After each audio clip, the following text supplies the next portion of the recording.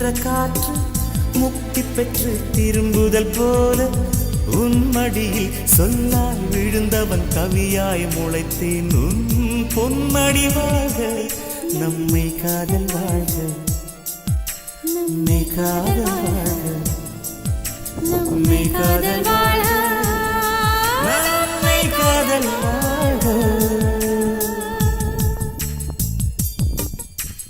மனசுக்குள் ஒரு புயல் மையம் கொண்டது அதன் பேர்தான் என்ன.